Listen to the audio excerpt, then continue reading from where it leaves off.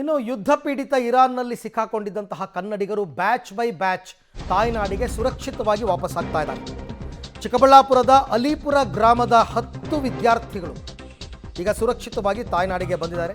ಅವರು ದೆಹಲಿಗೆ ಬಂದಿದ್ರು. ಇನ್ಫ್ಯಾಕ್ಟ್ ಈಗ ದೆಹಲಿಯಿಂದ ಬೆಂಗಳೂರಿಗೆ ಬಂದಿಳಿದಿದ್ದಾರೆ 10 ಜನ ವಿದ್ಯಾರ್ಥಿಗಳು. ರಾತ್ರಿ ಇರಾನ್ನಿಂದ ದೆಹಲಿಗೆ ಬಂದಿದ್ದರು. ಕನೆಕ್ಟಿಂಗ್ ಫ್ಲೈಟ್ ತಗೊಂಡು ಅಲ್ಲಿಂದ ಅವರು ಈಗ ಬೆಂಗಳೂರಿಗೆ ಬಂದಿಳಿದಿದ್ದಾರೆ. ತಮ್ಮ ಅನುಭವವನ್ನು ಹಂಚಿಕೊಂಡಿದ್ದಾರೆ. ಹೇಗಿತ್ತು ಪರಿಸ್ಥಿತಿ, ಹೇಗೆ ತಮ್ಮನ್ನು ಅಲ್ಲಿ ಸುರಕ್ಷಿತವಾಗಿ ಅಲ್ಲಿಂದ ಇಲ್ಲಿಗೆ ಕರ್ಕೊಂಡು ಬರಲಾಯಿತು, ಇದೆಲ್ಲದರ ಬಗ್ಗೆನೂ ಕೂಡ ಅಲ್ಲಿಂದ ಬಂದಂತಹ 10 ವಿದ್ಯಾರ್ಥಿಗಳು ಮಾತನಾಡಿದ್ದಾರೆ. ತಮ್ಮ ಅನುಭವವನ್ನು ಹಂಚಿಕೊಂಡಿದ್ದಾರೆ. ಯಾಕೆಂದರೆ ಅಲ್ಲಿ MBBS ಓದೋದಕ್ಕೆ ಹೋಗ್ತಾರೆ. ತುಂಬ ಚೀಪ್ ರೇಟ್ನಲ್ಲಿ MBBS ಮುಗಿಸ್ಕೊಂಡು ಬರಬಹುದು ಅಲ್ಲಿಂದ, ಉಕ್ರೇನ್, ರಷ್ಯಾ ಎಲ್ಲ. ಹಾಗಾಗಿ ಇಲ್ಲಿಂದ ಹೋಗ್ತಾರೆ. ಆಮೇಲೆ ಈ ಅಲಿಪುರಕ್ಕೂ ಇರಾನ್ಗೂ ಒಂದು ಅವಿನಾಭಾವ ಸಂಬಂಧ ಇದೆ.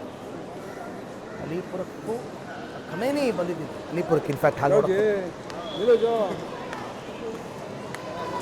ಇರಾನ್ ಹಾಗೂ ಇಸ್ರೇಲ್ ನಡುವೆ ಯುದ್ಧದ ಸಂಘರ್ಷ ತೀವ್ರತೆಯನ್ನು ಪಡೀತದೆ. ಅಮೆರಿಕ ಕೂಡ ಯುದ್ಧಕ್ಕೆ ಎಂಟ್ರಿ ಕೊಟ್ಟಿದೆ. ಈಗಾಗಲೇ ಇರಾನ್ ಮೇಲೆ ದಾಳಿ ಮಾಡ್ತಾ ಇದೆ. ಇವತ್ತು ಇರಾನ್ನಲ್ಲಿ ನೆಲೆಸಿದಂತಹ ಭಾರತೀಯ ವಿದ್ಯಾರ್ಥಿಗಳು ಇವತ್ತು ತಾಯ್ನಾಡಿಗೆ ವಾಪಸ್ಸಾಗಿದ್ದಾರೆ. ಇವತ್ತು ನಮ್ಮದೇ ರಾಜ್ಯದ ಚಿಕ್ಕಬಳ್ಳಾಪುರ ಜಿಲ್ಲೆಯ ಗೌರಿಬಿದನೂರು ತಾಲೂಕಿನ ಹಾಲಿಪುರದ ವಿದ್ಯಾರ್ಥಿ ಮೊಹಮ್ಮದ್ ತಕ್ಕಿ ಅಂತೇಳಿ ಅವರು MBBS ವ್ಯಾಸಂಗಕ್ಕೆ ಅಲ್ಲಿ ಹೋಗಿದ್ದಂಥದ್ದು. ಈಗ ಯುದ್ಧದ ಸಂಘರ್ಷದ ಹಿನ್ನೆಲೆ ಇವತ್ತು ವಾಪಸ್ಸಾಗಿದ್ದಾರೆ. ಇವತ್ತು ಅವರನ್ನೇ ಮಾತಾಡಿಸುವಂಥ ಪ್ರಯತ್ನವನ್ನು ಮಾಡ್ತೀನಿ.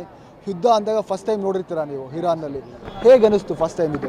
ಸರ್ ಆಬ್ವಿಯಸ್ಲಿ ಸರ್, ಯಾರೂ ಎಕ್ಸ್ಪೀರಿಯನ್ಸ್ ಇರಲಿಲ್ಲ, ಯಾರೂ ಆ ಥರ ಸಿಚುವೇಶನ್ ನೋಡಿಲ್ಲ. ನೋಡಿದ ತಕ್ಷಣ ಒಂಥರ ಪ್ಯಾನಿಕ್, ಒಂದು ಕ್ಯಾವಸ್ ಆಗಿಬಿಡ್ತು. ಏನಾಗುತ್ತೆ ಏನಿಲ್ಲ ಅಂತ ಹೇಳ್ಬಿಟ್ಟು ಆ ಬ್ಲಾಸ್ಟ್ ಸೌಂಡ್ಸ್, ಅದು ಡೆಮಾಲಿಷನ್ಸ್ ಅವೆಲ್ಲ ನೋಡಿ ತುಂಬ ಭಯ ಆಗಿಬಿಟ್ಟಿತ್ತು. ಏನಾಗುತ್ತೆ ಏನಿಲ್ಲ ಅಂತೇಳ್ಬಿಟ್ಟು. ಆಮೇಲೆ ಸಿಚುವೇಶನ್ ವರ್ಸ್ ಆಗ್ತಾ ನಮಗೆ ಗೌರ್ಮೆಂಟಿಂದ, ಇಂಡಿಯನ್ ಎಂಬಸಿಯಿಂದ ನಮಗೆ ಕಾಂಟ್ಯಾಕ್ಟ್ ಬಂತು.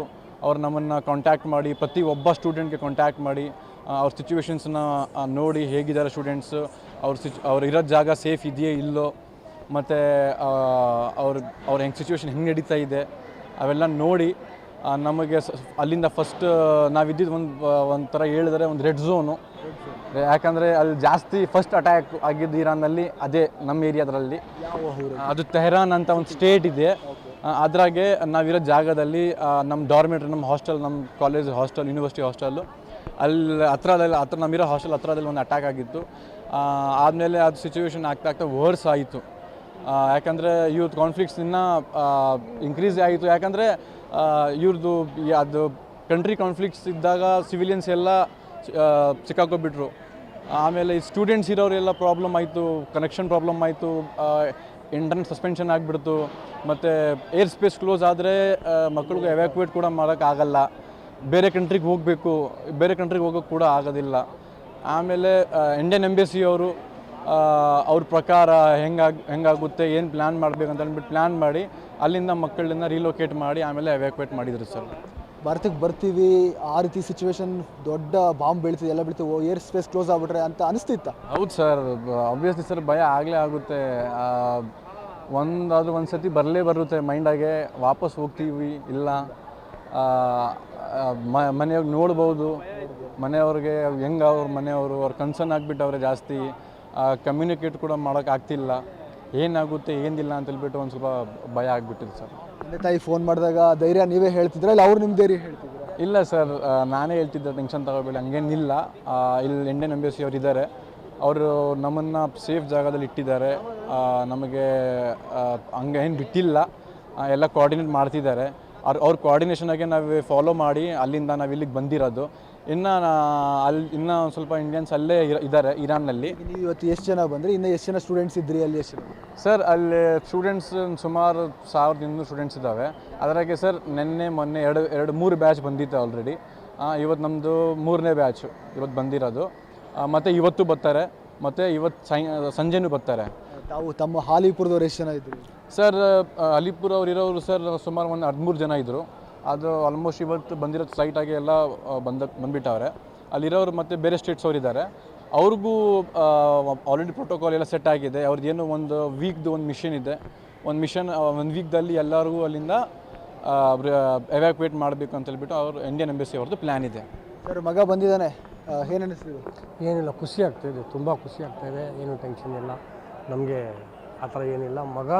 ಮಗ ಧೈರ್ಯ ಕೊಡ್ತಾ ಇದ್ದ, ಅಲ್ಲಿಂದ ಏನು ಟೆನ್ಷನ್ ತೊಗೋಬೇಡಿ ಅಂತ. ಮತ್ತು ನಮಗೆ ಭಯ ಇತ್ತು, ಏನು ಟೆನ್ಷನ್. ನಮ್ಮ ಪುಟ್ಟಸ್ವಾಮಿ ಗೌಡವ್ರಿಗೆ ನಮ್ಮ ತುಂಬ ಥ್ಯಾಂಕ್ಸ್ ಹೇಳ್ತೀನಿ, ನಮ್ಮ ಸಿದ್ದರಾಮಯ್ಯ ಅವ್ರಿಗೂ ತುಂಬ ಥ್ಯಾಂಕ್ಸ್ ಹೇಳ್ತೀನಿ. ಅವರೆಲ್ಲ ನಮಗೆ ಧೈರ್ಯ ಕೊಟ್ಟವ್ರೆ. ಪುಟ್ಟಸ್ವಾಮಿ ಗೌಡ ನಮ್ಮ ಕಡೆಯಿಂದ ನಮ್ಮೂರಿಂದ ಹೋಗ್ಬಿಟ್ಟು ಲೆಟರ್ ಬರೆದು ಏನೇನೋ ಮಾತಾಡಿ ನಮ್ಮ ಮಕ್ಕಳಿಗೆ ನಮ್ಮ ಸೇರಿಸಿದ್ರೆ ತುಂಬ ಥ್ಯಾಂಕ್ಸ್. ಇದಿಷ್ಟು ಇವತ್ತು ವಿದ್ಯಾರ್ಥಿ ಹಾಗೂ ಪೋಷಕರ ಮಾತು. ಸಹಜವಾಗಿ ಭಯ ಆತಂಕ ಇತ್ತು, ಆದರೆ ಇವತ್ತು ಸುರಕ್ಷಿತವಾಗಿ ಭಾರತಕ್ಕೆ ವಾಪಸ್ ಬಂದಿದ್ದೀವಿ ಅನ್ನೋ ಸಂತಸದ ಮಾತುಗಳನ್ನು ಹೇಳ್ತಾ ಇರುವಂಥದ್ದು. ಕ್ಯಾಮ್ರಾ ಪರ್ಸನ್ ಪ್ರಕಾಶ್ ಜೊತೆ ಮುದ್ದು ಕೃಷ್ಣ, ಕೆಂಪೇಗೌಡ ಇಂಟರ್ನ್ಯಾಷನಲ್ ಏರ್ಪೋರ್ಟ್.